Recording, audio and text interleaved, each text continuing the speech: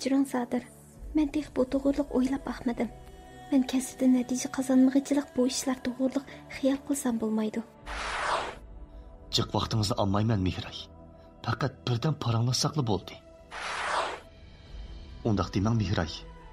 Hozir yoshlarning ishiga cho'nglar o'z oldiga qaror chiqarolmaydi. Mehray, siz bu yerda nima ish qilsiz? Bara bizning uchirishimiz ko'paygan sari o'chgan o'tlar qayta yenib, kayniga qayt qilib bo'lmas darajaga berib qoldik.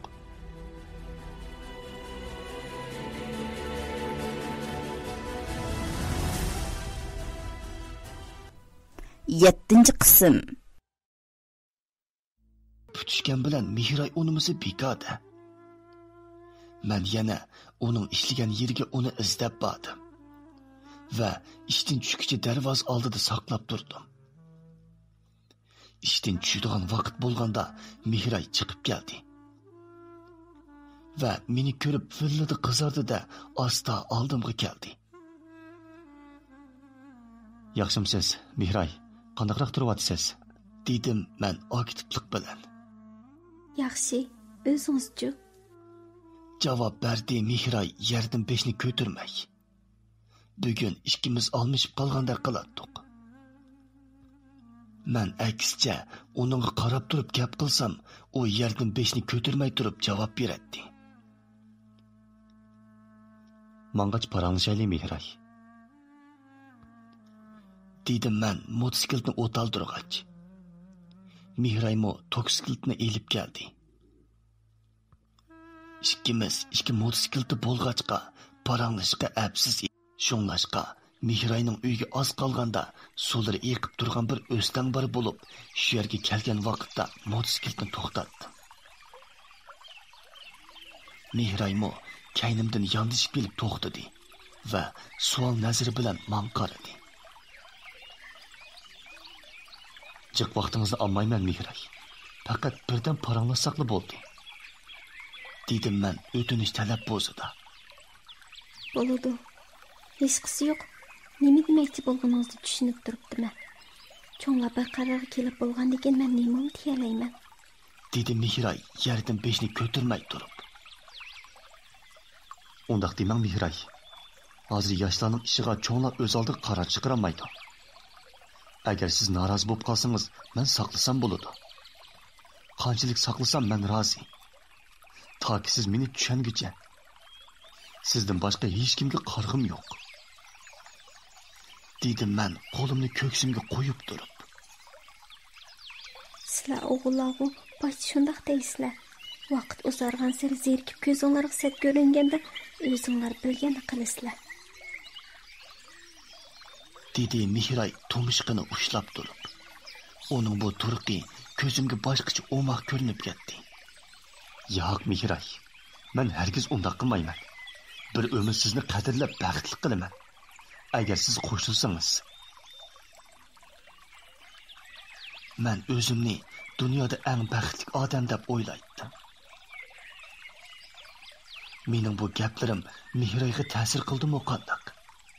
Yan tarafga tushirib olgan chechini bir qo'lda o'ynab turib, men opamdan so'rab baqay deb viliqlab kulguncha chaqchaq qildi. Va at ko'rishaylik. Xo'sh deb toksikletini minib ketib qoldi. Shuningdan keyin Mehray bilan davomli ko'rishib turadigan bo'ldik. Amdilikda bo'lsa, burunqi tortinish, qo'rnishdan asar qolmagan bo'lib, bir yerda paranglashib qolsak, paranglarimiz tugamaydi. Hatto bir-birimizni birdan ko'rmasak, chetamaydigan holga yetdik.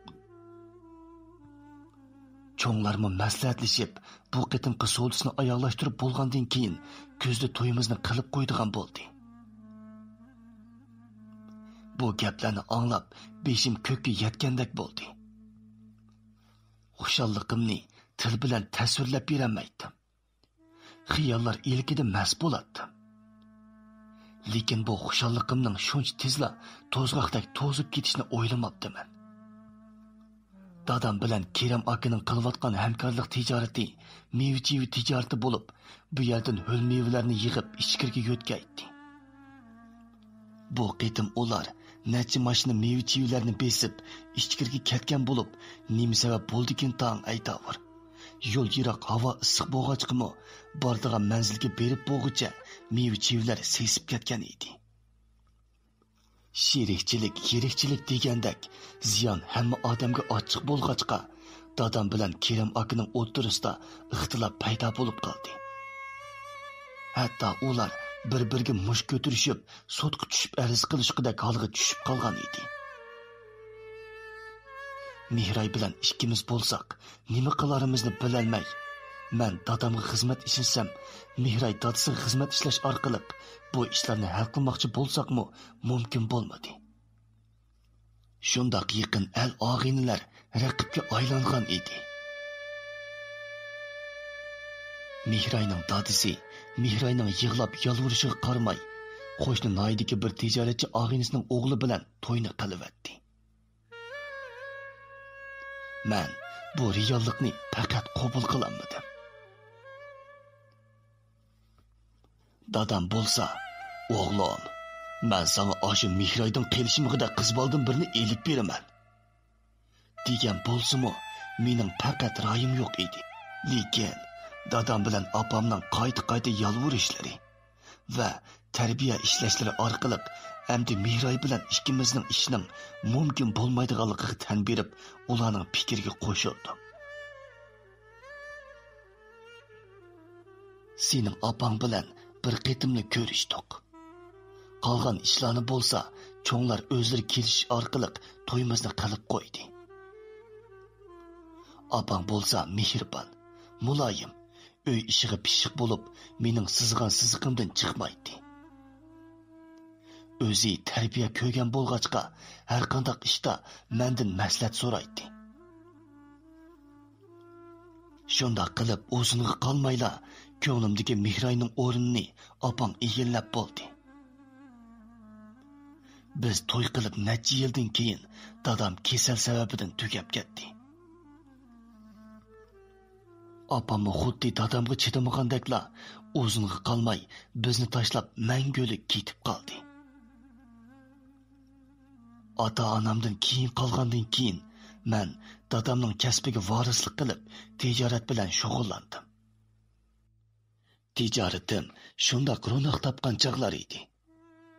Bir kuni Noyaga oldingi qitim bir shirkatga o'tkazgan quruq meva-chevlarning hisobotini qilg'il kirib yonashimda qo'rsqim ochqanligini his qilib, qaynoq bozor markaziga joylashgan bir oshxonaga tomoq yeyish uchun kirdim.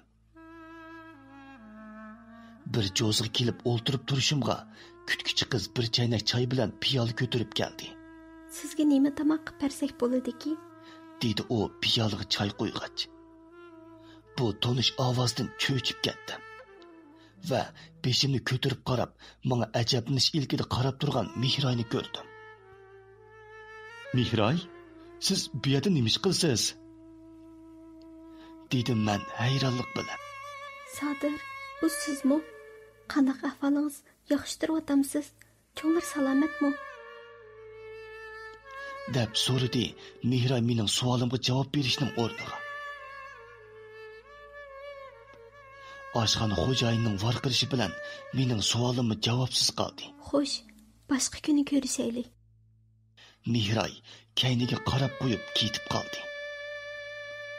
Shuningdan e'tiboran men Noyaga kirsamla, bu oshxonaga tomoq yeyish bahonasi bilan kirib, Mihray bilan pat-pat ko'rishib turadigan bo'lib qoldim. Hatto bir qitim uning orom elish kunda paranglashib, yo'ldishining qamar o'ynab, aroq ichib degandek uningga zulm qilganligi. Oxirida bardoshlik berolmay ajrashib ketganligini bilib oldim. Apsi bo'lsa, tugab ketgili uzun bo'lmagan bo'lib, Kerem akam qayta to'y qilibdi. Hozirgi ayoli Mihrayni o'gaylab uning bilan chiqish olmag'achqa, uydan yenib chiqib, mush oshxonada ishlayotgan ekan. Bu gaplarni anglab, uningga histoshlik qildim. Bara-bara bizning uchrashimiz ko'paygan sari o'chgan o'tlar qayta yenib, kayniga qayt qilib bo'lmas darajaga berib qoldik.